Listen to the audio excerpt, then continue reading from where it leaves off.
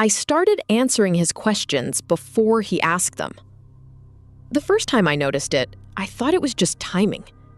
We were in the kitchen, morning or close to it, the kind of gray light that makes everything look unfinished.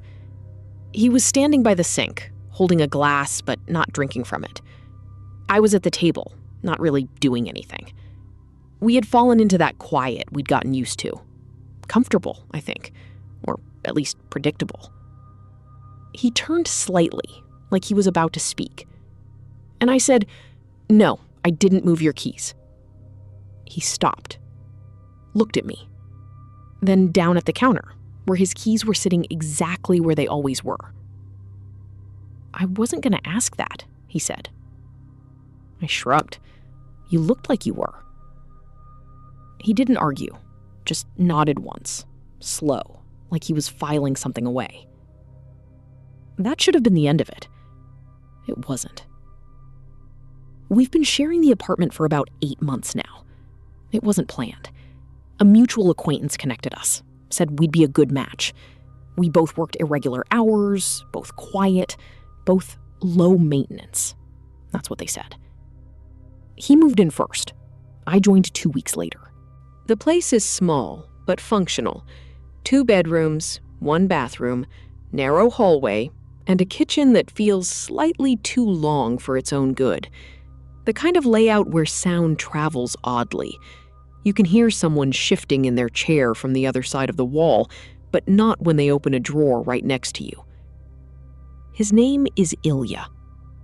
He's methodical. That's the easiest way to describe it. He folds his clothes the same way every time, lines them up by color, then by thickness. He writes things down even when he doesn't need to. Grocery lists for 3 items, notes about when he last watered the plant in the hallway. He doesn't like when things change suddenly. Not in a dramatic way. He doesn't get angry. He just pauses, longer than necessary, like he's recalculating something. I noticed that early. I didn't think much of it. A few days after the keys incident, it happened again. Different room, different time, same feeling. We were sitting in the living room. He was scrolling through something on his phone. I was watching the reflection of the window in the TV screen.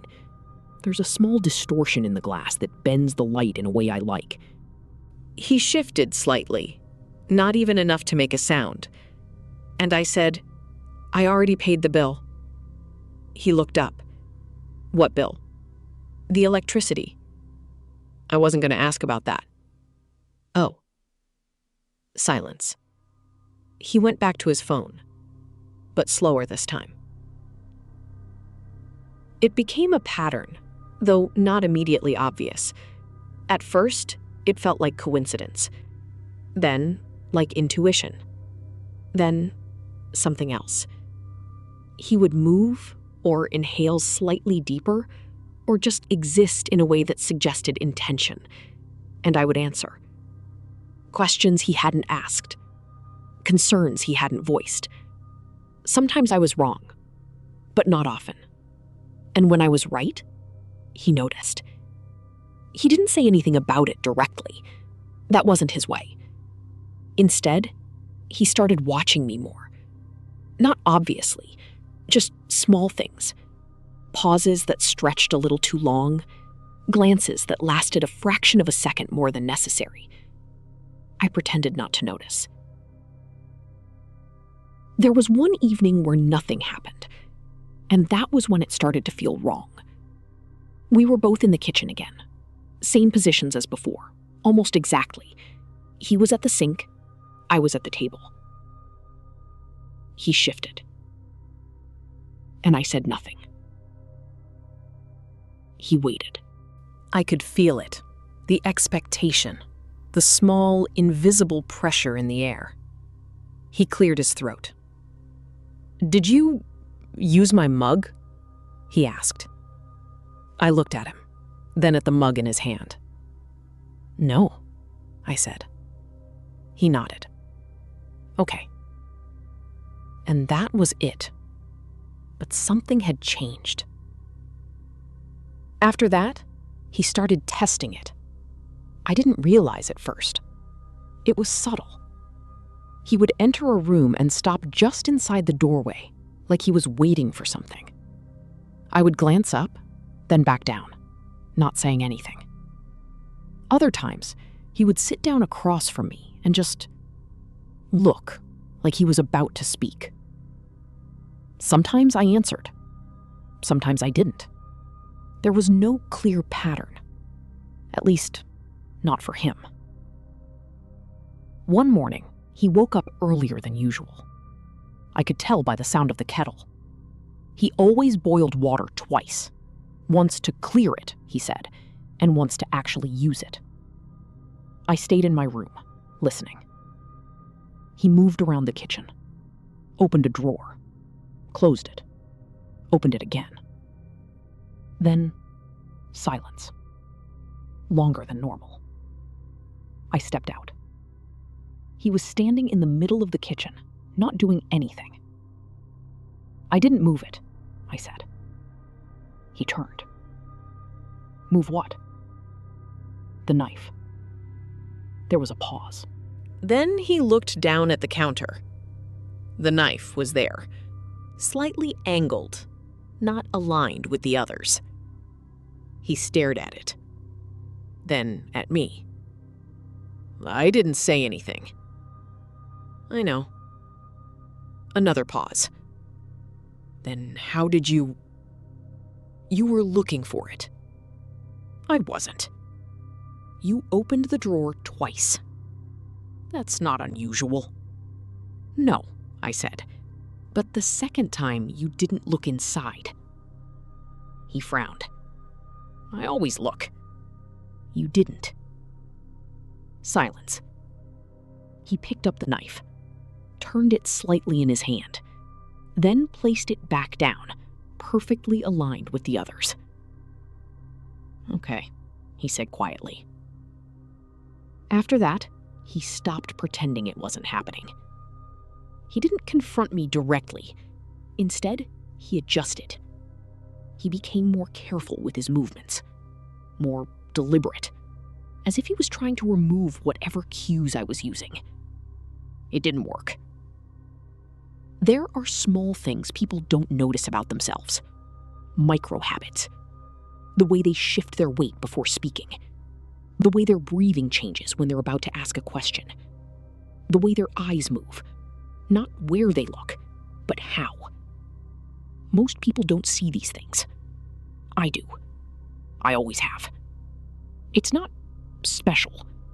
Just attention, consistency, and time. He started asking me questions I couldn't anticipate. Or at least, he tried to. He would interrupt himself mid-thought, change direction suddenly, bring up topics that had no clear connection to anything. Sometimes I got it wrong. Did you take my... No. Charger. Pause. Oh. He looked at me carefully. I didn't finish the question. You were going to. I could have said anything, but you didn't. There was a moment, small but clear, when the balance shifted. We were sitting across from each other at the table. He had a notebook in front of him. I hadn't seen it before. He was writing something. Slowly. Deliberately. I watched his hand. The way his fingers moved. The pressure of the pen. The pauses between words. You're writing about me, I said. He didn't look up. No, he said. You are. He kept writing. I'm making a list. Of what? He stopped, then finally looked at me. Things you say before I do. I nodded. That makes sense. He closed the notebook. Does it? Yes. Why? Because you want to understand it. And do you? Yes. How? I paused. Then said, "You're going to ask me if I'm doing it on purpose." He stared at me. "I was," he said. "I know." "Are you?" I leaned back slightly. "Sometimes." That was the first time I said it. Not entirely true, but not false either. After that, things became structured. He started keeping track. Dates, times, context. What he was about to say versus what I said. Accuracy, frequency. He turned it into something measurable. I didn't stop him. In fact, I helped.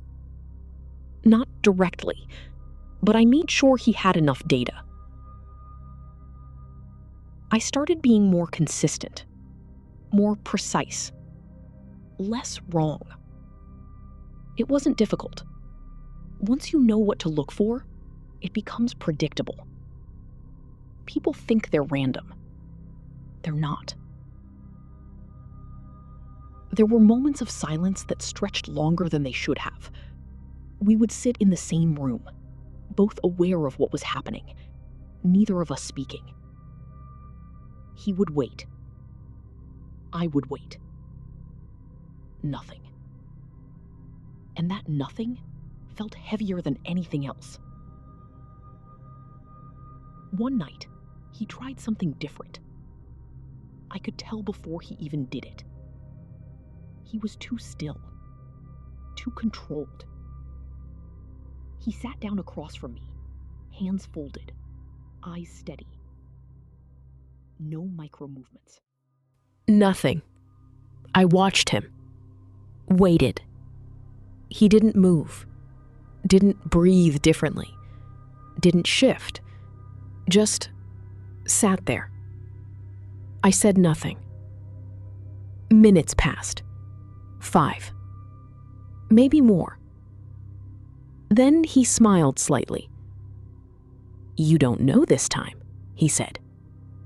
I looked at him. "No," I said. "You're guessing now."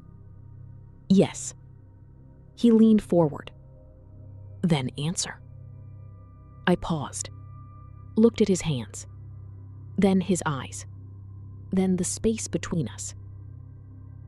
"You're going to ask me why I do it," I said. He held my gaze for a long moment, then nodded. "Okay," he said. That night, he didn't write anything in the notebook. He just left it on the table, open. I didn't look at it immediately. I waited until he went to his room, closed the door, waited longer. Then I stood up, walked over, and looked.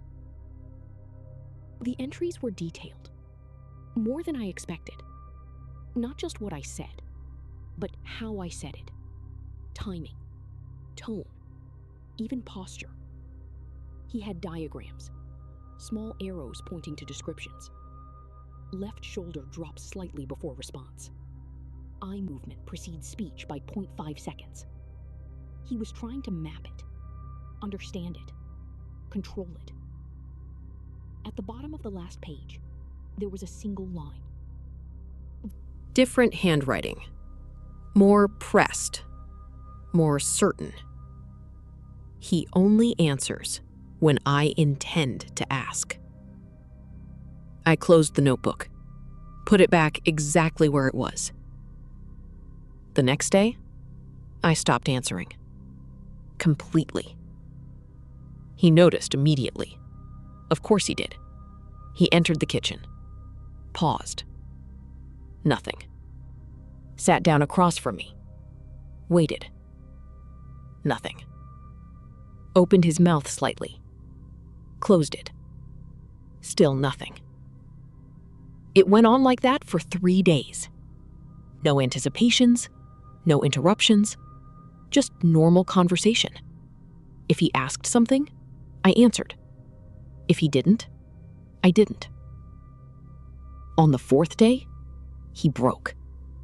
Not dramatically, just a small shift, a crack in the pattern. We were in the hallway. He was putting on his shoes. He stopped, looked at me. "You can start again," he said. I tilted my head slightly. "Start what?" He exhaled. "You know." I said nothing. He waited, then nodded to himself. "Right," he said. That evening, I answered before he asked. He flinched, just slightly, but enough.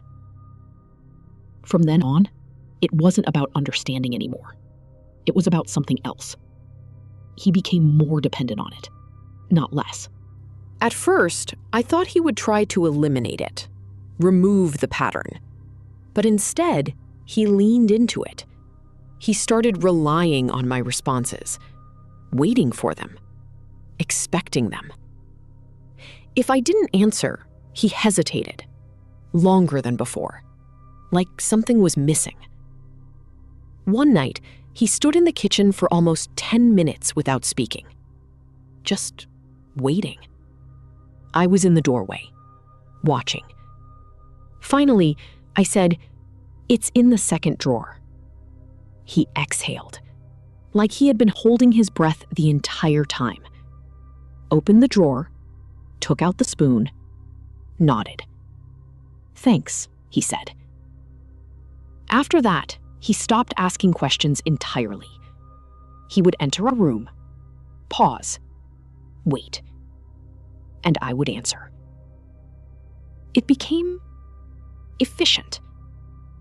There was less conversation, less uncertainty. Everything moved smoothly, predictably. He seemed calmer, more focused, like something had been resolved. But there were moments, small ones, where he looked at me differently. Not confused, not curious, just aware. One evening, he said, "You didn't used to do this." I looked at him. "Yes, I did." "No," he said, "not like this." "How?" "You're faster now." I nodded. That happens. Why? I paused, then said, "Because you're clearer." He stared at me. "I don't think I am." "You are," I said. That was true. The more he relied on it, the easier it became. People think control is about forcing something. It's not. It's about removing alternatives. He stopped forming full questions, stopped exploring different possibilities. He narrowed, focused, simplified. And that made him predictable.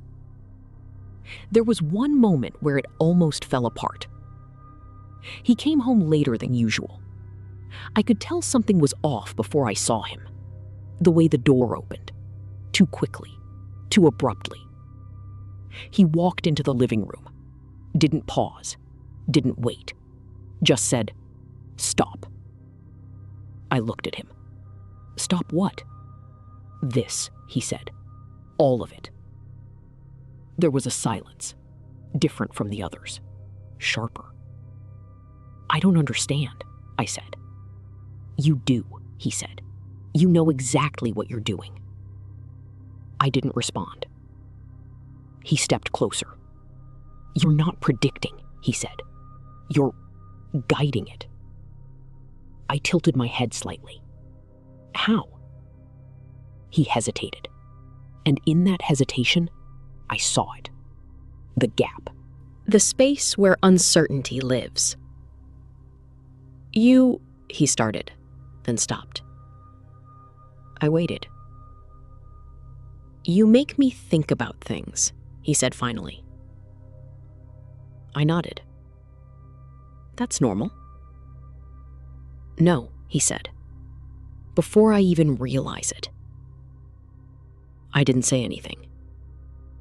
He looked at me for a long moment. then shook his head. "Forget it," he said. And just like that, it was over. After that, things returned to normal, or something close to it.